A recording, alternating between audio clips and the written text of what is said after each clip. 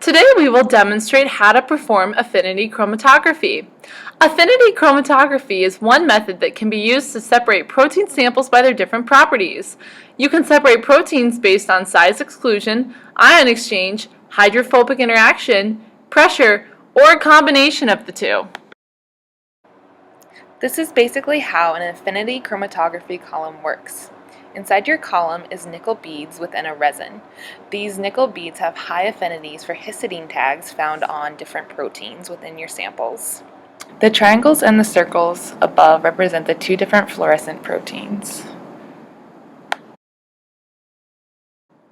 The fluorescent with the histidine tag will become attached to the nickel beads. The other protein will flow through and be collected. Next, we'll add an elution buffer to break the bonds between the nickel beads and the histidine residues, and we will collect them through the flow-through. The first step is centrifugation, so find a friend and make sure they're opposite of each other in the centrifuge. Oh no, they're not! They need to fix those and make sure that they are facing each other in there.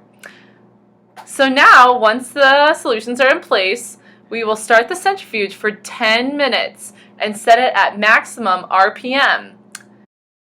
Once your solutions have finished in the centrifuge after 10 minutes, come back and make sure that it's finished, and then you can open it up and collect your samples here, and then bring them back to your lab station, where you need to make sure that you place them on ice to keep the samples chilled until they're ready to be used.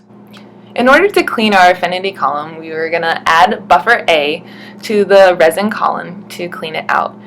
The one and only rule of the column is to never to let it run dry. So always keep a good eye on your column and keep on adding buffers and solutions, or you could cap it if you need to.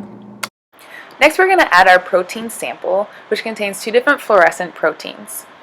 We're going to let our sample run through our column, as you can tell by the color, but be sure not to let it run dry. Next we bring the resin column over underneath the fluorescent light, and we can see that the blue protein still remains in the column. So in order to elute it, we will use buffer B, as shown there to the left, to elute the protein from the column. So we will slowly place in buffer B 1 milliliter at a time and collect the flow through in the Eppendorf tubes below. And here's another great learning moment for you guys. You should not be putting the pipette back in the bottle after pipetting the solution into the column. This is not a sterile way to do things. You're going to keep your Eppendorf tubes with the two highest concentrations of your two fluorescent proteins. As under the black light, you can tell that we successfully separated our two fluorescent proteins by their two different colors. Good luck and have a fun lab! It's a long one!